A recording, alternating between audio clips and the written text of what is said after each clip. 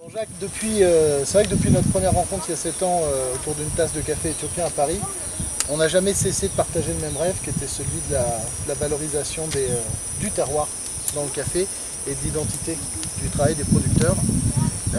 Pendant 7 ans, on a travaillé chacun de notre côté, main dans la main, toi ici en venant régulièrement en Éthiopie, Belco en essayant de défendre l'intérêt des producteurs et toute la qualité de ton travail ici en termes de traçabilité et de profil sensoriel des cafés.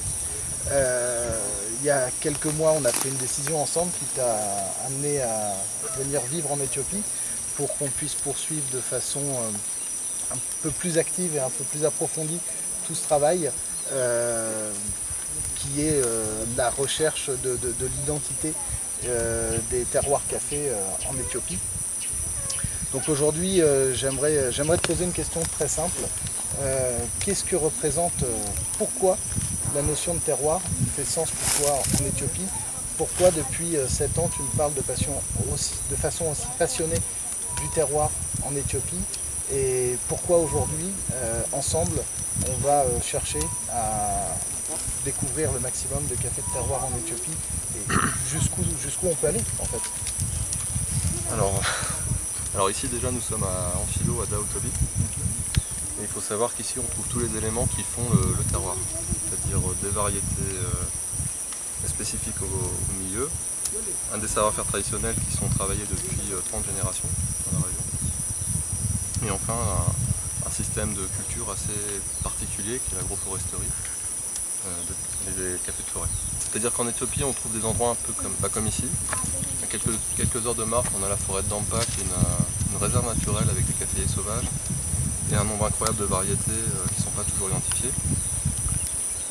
Et donc on a à la fois quelque chose d'unique, c'est-à-dire c'est le lieu de naissance du café, avec c'est de là que tout est parti, et aussi des savoir-faire qui remontent à 500-600 ans selon les traditions orales en fonction des endroits. Donc on a vraiment quelque chose, on a à la fois de l'humain, avec des traditions très anciennes, et dans la botanique, dans les systèmes de culture, quelque chose qui est vraiment spécifique au milieu. C'est-à-dire que ce n'est pas quelque chose d'importé, c'est pas une plantation coloniale, on va dire, comme ça peut l'être en Amérique du Sud.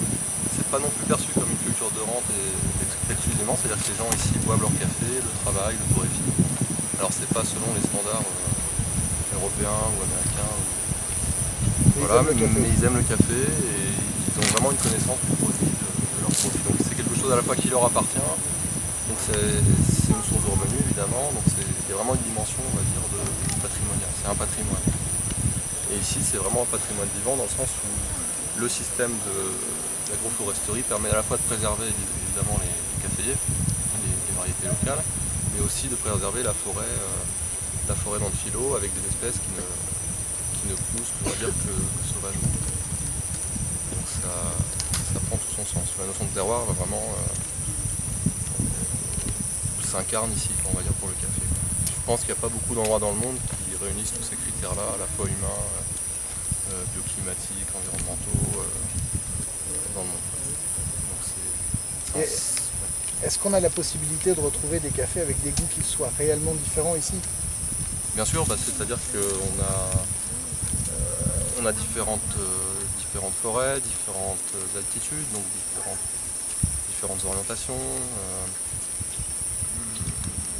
aussi des variétés qui ne sont pas les mêmes en fonction de l'altitude, de l'étagement. Donc on a vraiment une variété assez incroyable sur un petit périmètre finalement, quelque chose qui est équivalent d'un canton en France. Mais voilà, on arrive à avoir une variété, des profils épicés, fruités, sucrés, quelque chose d'assez intéressant, quoi. Sur un périmètre qui reste relativement réduit, donc on a une certaine homogénéité à la fois dans la tradition et dans les données bioclimatiques. Alors je sais que tu me dis souvent que ton travail, tu le considères un petit peu, tu fais vraiment dans la dentelle. Cette dentelle aujourd'hui est représentée, je pense, par toute la traçabilité que tu recherches dans tes cafés. Pourquoi, par exemple, prendre un terroir qui va produire 20, 30, 40 sacs et essayer de le découper en 3 morceaux pour avoir plus de traçabilité? Quel sens ça peut faire? Est-ce que c'est au niveau du profil sensoriel? Il y a deux choses. Il y a déjà ici les producteurs ont généralement des petites plantations, quelques hectares, entre souvent moins de 5 hectares, un maximum 10 hectares, donc déjà ça fragmente pas mal le paysage. Et puis ensuite c'est vraiment, on arrive dans des terrains assez accidentés, on a vraiment différents versants orientés à l'ouest, à l'est, au nord, au sud. Enfin, c'est assez impressionnant la variété. Et puis après il y a aussi les cultures intercalaires qui ne sont pas les mêmes partout. Des forêts qui sont moins travaillées que d'autres, on va dire plus sauvages. Donc on arrive à vraiment c'est vraiment le milieu qui nous dicte cette fragmentation des lots, quoi, finalement. À la fois... Si je comprends bien, en fait, tout ce travail de traçabilité en Éthiopie amène une richesse et une diversité incroyable des profils gustatifs qu'on va pouvoir retrouver dans le café. Exactement. C'est vrai qu'on a quelque chose de très, très riche ici et qui est finalement peu valorisé sur le marché auprès des consommateurs européens ou des amateurs de café du monde entier. Donc l'intérêt est vraiment à la fois sur le produit et puis sur tout ce qui fait que ce produit existe, à la fois un environnement, des hommes, des traditions. Bon, prêt pour avancer avec nous encore quelques années à la découverte des terroirs éthiopiens? C'est parti. Merci.